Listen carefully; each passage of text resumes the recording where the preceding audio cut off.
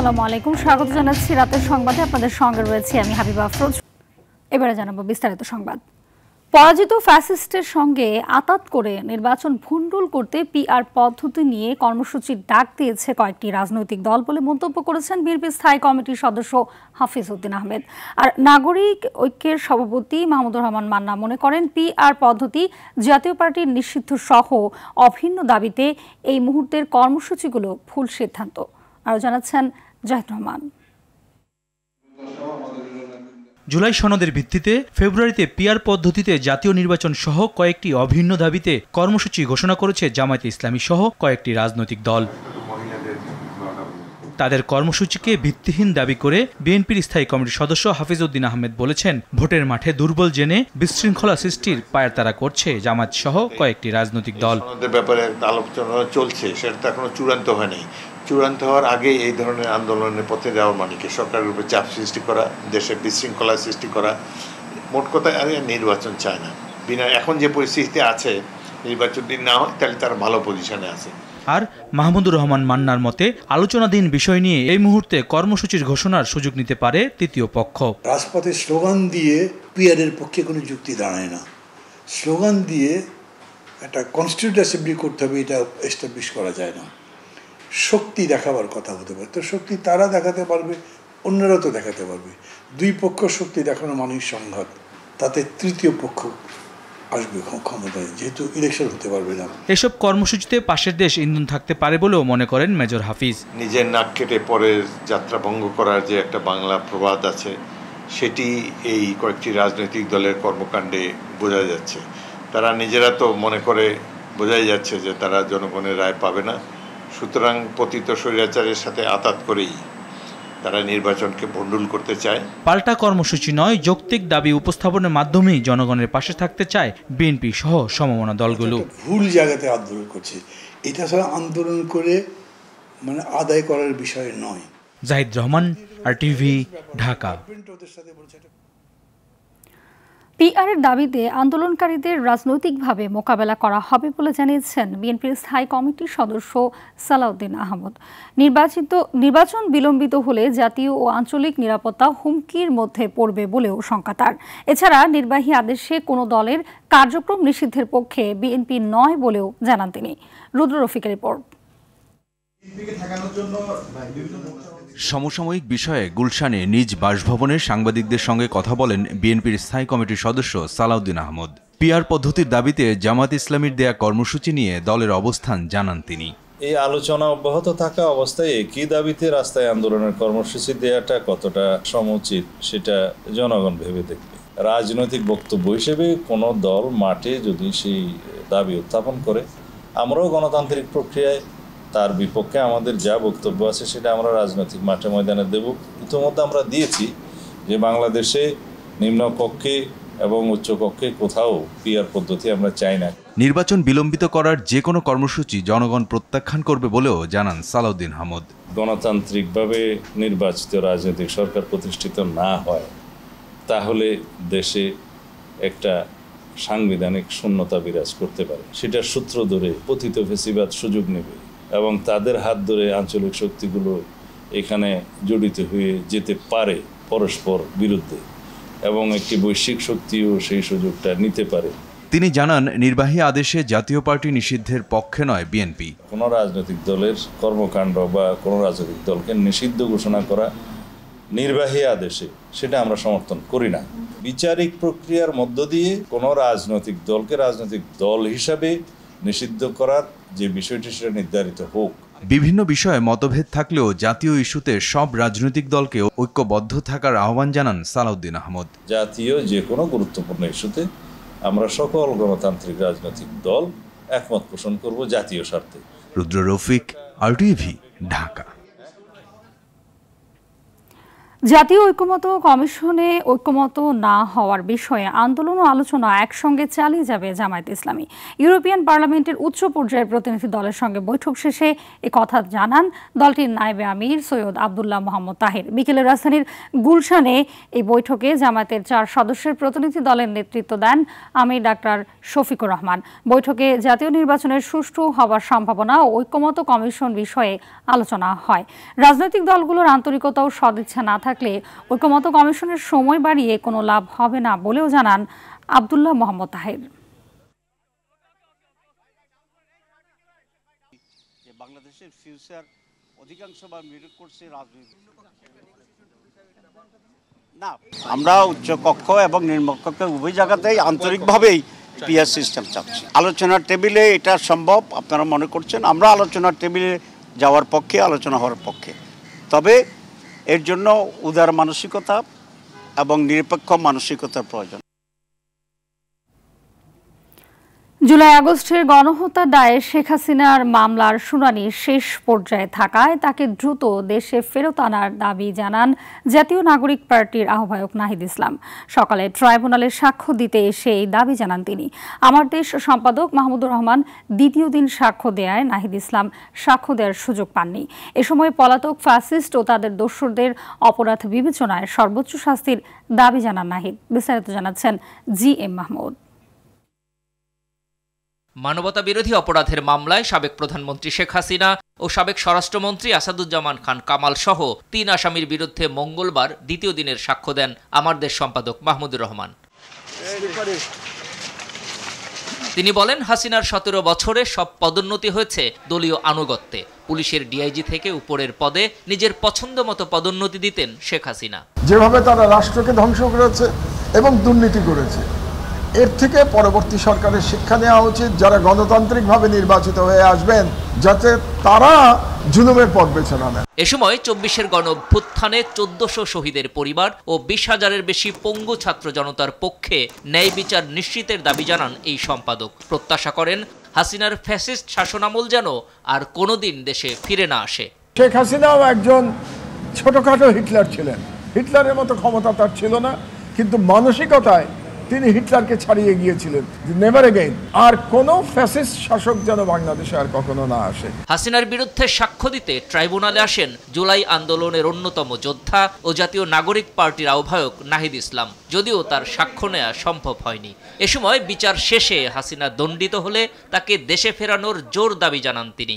তাকে ফিরিয়ে এনে শাস্তি প্রদান করাই এই সরকার এবং যে কোনো সরকারের জন্য এটা একটা নৈতিক এবং আইনি দায়িত্ব থাকবে। আমরা আশা করব যে এই সরকার সেই দায়িত্ব যথাযথভাবে পালন করবে। নির্বাচনের পরও যেন নির্বাচিত সরকার বিচার প্রক্রিয়া চালু রাখে, সরকার ও রাজনৈতিক দলগুলোর কাছে এমন ইশতেহার প্রত্যাশা করেন নাহিদ ইসলাম। এই ট্রাইব্যুনাল এবং অন্যান্য যেই বিচার প্রক্রিয়া রয়েছে সাধারণ কোর্টে, সেটা যাতে অব্যাহত থাকে সেই প্রতিশ্রুতি আমাদের এই সরকারের পক্ষ থেকে সেই একটা রোডম্যাপের দাবি আমরা জানিয়েছি। GM Mahmud, RTV, Dhaka.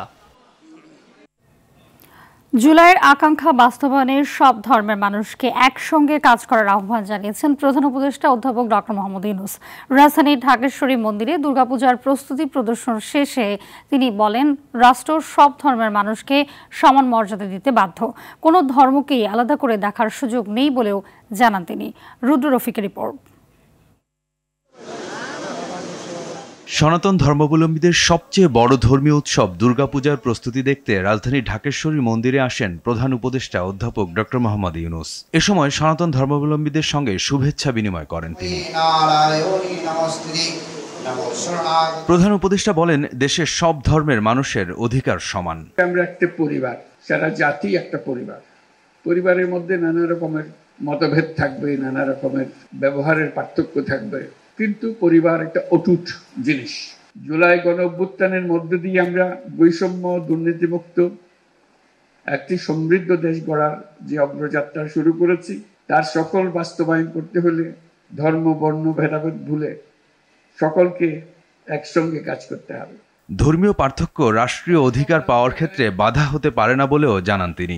রাষ্ট্র দায়িত্ববদ্ধ সবাইকে সমান মর্যাদা দেওয়ার জন্য, সে যেই হোক, সে যে ধর্মেই বিশ্বাস করুক, যেই মতবাদে বিশ্বাস করুক, অসীম ধনের অধিকারী হোক অথবা নিঃস্ব হোক, রাষ্ট্রের কাছে সে একজন নাগরিক। কোনো সরকারের অধিকার নাই তাকে কোনো জায়গা থেকে বঞ্চিত করা, ক্ষুদ্র পরিমাণেও বঞ্চিত করা। সুখী সমৃদ্ধ বাংলাদেশ বিনির্মাণে সব ধর্মের মানুষকে ঐক্যবদ্ধভাবে কাজ করার আহ্বান জানান অধ্যাপক ডক্টর মোহাম্মদ ইউনূস। আমরা যে নতুন বাংলাদেশের কথা বলছি, তার মধ্যে এটা সবচেয়ে গুরুত্বপূর্ণ বিষয় যে সবাইকে সব নাগরিক অধিকার নিশ্চিত করা, সেটা যেন আমরা করতে পারি। রুদ্র রফিক, RTV, ঢাকা। চট্টগ্রাম বিশ্ববিদ্যালয় কেন্দ্রীয় ছাত্র সংসদ চাকসু ও হল সংসদ নির্বাচনের প্রতিদ্বন্দ্বিতার জন্য মোট 1063 জন মনোনয়নপত্র সংগ্রহ করেছেন। এর মধ্যে চাকসুতে প্রতিদ্বন্দ্বিতার জন্য নিয়েছেন 474 জন আর হল সংসদের জন্য নিয়েছেন 589 জন। বিতরণের শেষ দিনে মঙ্গলবার চাকসুর জন্য 377 জন আর হল সংসদের জন্য 516 জন মনোনয়নপত্র সংগ্রহ করেন। এদিকে মনোনয়নপত্র বিতরণের সময়সীমা শেষ হলেও জমা দেওয়ার জন্য প্রার্থীদের হাতে আরও একদিন সময় রয়েছে। মঙ্গলবার পর্যন্ত জমা দিয়েছেন 19 জন। গত রোববার থেকে চাকসু ও হল সংসদের নির্বাচনের মনোনয়নপত্র বিতরণ শুরু হয়। শিক্ষার্থী যতগুলো পোস্ট আছে সেই হিসাবে একটু কম, যখন নমিনেশন পেপার সাবমিট হয়েছে বা উত্তোলন হয়েছে তখন আমরা ধরে নিচ্ছি যে আজকে খুব চাপ হবে। সেই জন্য আমরা আজকে জনবলও বাড়িয়েছি, ফ্যাসিলিটিও বাড়াইছি, যাতে করে যে যখনই আসে সেই জন্য মনোনয়নপত্র কালেকশন করতে পারে। দ্বিতীয় দিনের মতন রাজশাহী বিশ্ববিদ্যালয়ের রাকসু নির্বাচনের প্রচারে নেমেছেন প্রার্থীরা। ভিপি, জিএস সহ অন্যান্য পদে প্রার্থীরা ছুটছেন ভোটারদের কাছে, দিচ্ছেন নানা প্রতিশ্রুতি। এদিকে দুপুরে সর্বজনীন শিক্ষার্থী সংসদ নামে একটি প্যানেল তাদের ইশতেহার ঘোষণা করেছে। এদিকে নির্বাচনে অন্তত 1,500 আইনশৃঙ্খলা রক্ষাকারী বাহিনীর সদস্য চেয়েছে প্রক্টর অফিস। এছাড়া বিভাগীয় কমিশনার কার্যালয়ে 10 জন ম্যাজিস্ট্রেটও চাওয়া হয়েছে।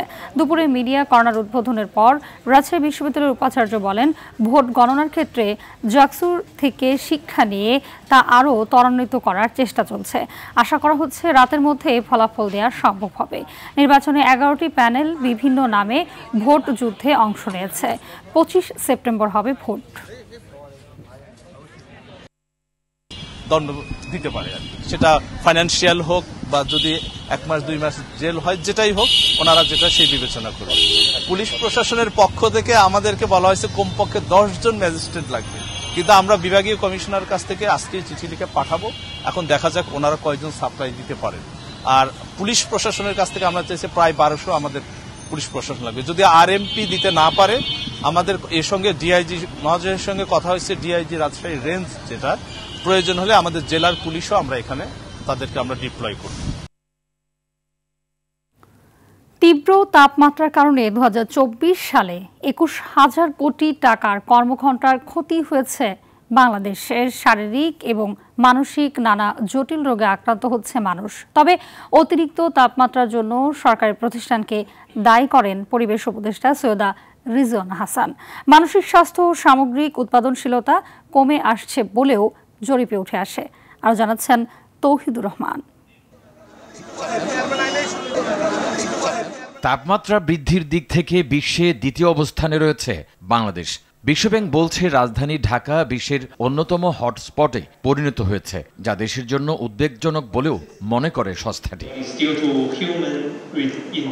জরিপে বলা হয় 1980 সাল থেকে 2023 সাল পর্যন্ত সারা দেশে গড় তাপমাত্রা বৃদ্ধির হার 1.1 ডিগ্রি। তবে ঢাকার তাপমাত্রা বৃদ্ধির হার সারা দেশের তুলনায় 65% বেশি। অতিরিক্ত গরমের কারণে আর্থিক ক্ষতির পাশাপাশি শারীরিক ক্ষতিও বেশি হচ্ছে। জরিপে অংশ নেওয়া নাগরিকরা দীর্ঘমেয়াদী কাশি ও ডায়রিয়া রোগেও আক্রান্ত হচ্ছেন। This results to about $1.33 billion to the economy, which is equivalent to about 0.3% or 0.29% of our GDP. এতে অর্থনীতি মারাত্মক চাপে রয়েছে বলেও মনে করে বিশ্বব্যাংক। দুর্বল নীতির কারণে প্রকৃতি ধ্বংস করে গরম তাপমাত্রা ডেকে আনা হচ্ছে বলে মনে করেন পরিবেশ উপদেষ্টা। বাড়িটা এমন করে বানাবেন যাতে ওখানে আলো বাতাস যথেষ্ট পরিমাণে ঢোকে, সেটাও আসলে নিয়ন্ত্রণ করা সরকারের যে একটা দায়িত্ব আছে, এটা কোনোভাবেই অস্বীকার করা যাচ্ছে না। ফলে রাজুক যদি বাসার প্ল্যানগুলো বলে দেয়, আমরা সবাই তো বিদেশের মতন সুস্থ পরিবেশে থাকতে চাই, কিন্তু বিদেশের নাগরিকেরা আইন মানে, বিদেশের ব্যবসায়ীরা আইন মানে, বিদেশের সরকারও আইন মানাতে পারে। এই তিনটা জায়গাতে আসলে আমাদেরকে একসাথে কাজ করতে হবে। জলবায়ুর ক্ষতি মোকাবেলায় আন্তর্জাতিক সহযোগিতা এবং অর্থায়নের তাগিদ দিয়েছেন বক্তারা। যে ডলার বলা হলো তার 10 ভাগের 1 ভাগ ডলার যদি খরচ করা হয় তাহলে এটা আগামী 10 বছরের মধ্যে আসলে এটাকে আমরা, আমার ধারণা, মিটিগেট করে ফেলা সম্ভব। তৌহিদুর রহমান, RTV, ঢাকা। পূর্বাচল প্রকল্পে দুর্নীতি সহ অবৈধ সম্পদ অর্জনের অভিযোগে দুদকের জালে ফাঁসলেন সাবেক রাজুক চেয়ারম্যান সিদ্দিকুর রহমান। তার বিরুদ্ধে 36 কোটি টাকার অবৈধ সম্পদ ও 177 কোটি টাকার সন্দেহজনক লেনদেনের অভিযোগে মামলা হয়েছে। এদিকে নর্দার্ন ইউনিভার্সিটির 19 কোটি টাকা আত্মসাতের অভিযোগে ট্রাস্টি বোর্ডের চেয়ারম্যান আবু ইউসুফ মোহাম্মদ আবদুল্লাহ সহ ট্রাস্টি বোর্ডের 7 জনের বিরুদ্ধে মামলা করেছে দুদক। এছাড়াও ঢাকা দক্ষিণ সিটি কর্পোরেশনের বিলবোর্ড স্থাপনে 25 কোটি টাকার রাজস্ব ফাঁকির অভিযোগে ডিএসসিসির সাবেক প্রধান নির্বাহী খান মোহাম্মদ বেলাল সহ 6 জনের বিরুদ্ধে মামলা করেছে সংস্থাটি। রাজুকের সাবেক চেয়ারম্যান অসাধু উপায়ে অর্জিত ও জ্ঞাত আয়ের সাথে অসঙ্গতিপূর্ণ 36 কোটি টাকার বেশি সম্পদ অর্জন, ভোগ দখলে রাখা এবং নিজ এবং ব্যবসায়ী প্রতিষ্ঠানের মোট 57টি ব্যাংক হিসাবের মাধ্যমে 177 কোটি টাকার বেশি সন্দেহজনক লেনদেনের অপরাধ প্রাথমিক অনুসন্ধানে প্রমাণিত হয়। দুর্নীতি দমন কমিশন তার বিরুদ্ধে একটি মামলার অনুমোদন দিয়েছেন। দেশের চিকিৎসা ব্যবস্থা এমন পর্যায়ে উন্নীত করতে হবে যাতে দুরারোগ্য ব্যাধির চিকিৎসা দেশেই সম্ভব হয়। এ কথা জানিয়ে স্থানীয় সরকার উপদেষ্টা আসিফ মাহমুদ সজীব ভুঁইয়া বলেন, দীর্ঘদিন ধরে চিকিৎসার জন্য দেশ অন্য দেশের উপর নির্ভরশীল। তবে অন্তর্বর্তী সরকার এই অবস্থার পরিবর্তনে উদ্যোগ নিয়েছে। সচিবালয়ের সাংবাদিকদের এসব কথা বলেন তিনি। প্রান্তিক হাসপাতালগুলোতেও ডাক্তার যেন যেতে উদ্বুদ্ধ হয় সেজন্য কাজ করা হচ্ছে বলেও জানান Asif Mahmud. Urban primary health care services delivery project এর দ্বিতীয় পর্যায়ের প্রকল্পের আওতায় 3টি নগর মাতৃ সনদ কেন্দ্র ও 8টি নগর স্বাস্থ্য কেন্দ্র ভবনের ভার্চুয়ালি উদ্বোধন করেন তিনি। আমাদের চিকিৎসার ক্ষেত্রে আমরা একটা দেশের উপর খুব বেশি নির্ভরশীল ছিলাম। সেই জায়গা থেকে আপনারা জানেন ইতিমধ্যেই আমাদের দেশে চায়নার সহযোগিতায় কয়েকটা হাসপাতাল করার ব্যাপারে কমিটমেন্ট এসেছে এবং এই কাজগুলো হয়ে গেলে আমি মনে করি আমরা বাংলাদেশেই আমরা যথেষ্ট আত্মনির্ভরশীল হব স্বাস্থ্য খাতে। SAARC chamber of commerce and industry SCCI ও FPCCI এর যৌথ আয়োজনে আগামী 18 সেপ্টেম্বর শুরু হতে যাচ্ছে সাউথ এশিয়া ট্রেড ফেয়ার। ঢাকার ইন্টারন্যাশনাল কনভেনশন সিটিতে এই মেলা চলবে 21 সেপ্টেম্বর পর্যন্ত। মঙ্গলবার বিকেলে মতিঝিলে FBCCI কার্যালয়ে জরুরি সংবাদ সম্মেলনে তথ্য জানান সংস্থার মহাসচিব মোহাম্মদ আলমগীর। বলেন, দেশীয় পণ্যের আন্তর্জাতিক বাজার ধরে রাখা এবং সার্কভুক্ত দেশগুলোতে চাহিদা বাড়ানো এই মেলার লক্ষ্য। এতে প্রদর্শিত হবে হস্তশিল্প, খাদ্য, কৃষি পণ্য, ভোক্তা সামগ্রী ও ইলেকট্রনিক যন্ত্রপাতি। মহাসচিব আরও জানান, ভারত ছাড়া দক্ষিণ এশিয়ার বিভিন্ন দেশের শতাধিক ব্র্যান্ড অংশ নেবে মেলায়। আমাদের দক্ষিণ এশিয়ার আমাদের যে পথযাত্রা আমাদের পথ পরিক্রমা আমরা কোন দিকে যাব, আমাদের যে এই ব্লকের ব্যবসা বাণিজ্য কতদূর প্রসারিত করা যায় সেই বিষয়গুলো নিয়ে আরও আলোচনা হবে। এবং আমরা মনে করি এই আলোচনার মাধ্যমে আমরা একটা ভবিষ্যতে শক্তিশালী আমাদের সার্ক এবং সার্কের ব্যবসা বাণিজ্য জনগণের মাঝে ভ্রাতৃত্ব এবং সুসম্পর্ক এটাকে আমরা বহুগুণে বৃদ্ধি করতে পারবো। রাতের সংবাদ এই পর্যন্তই। মধ্যরাতের সংবাদ 1টায় দেখার আমন্ত্রণ রইল। ধন্যবাদ সবাইকে।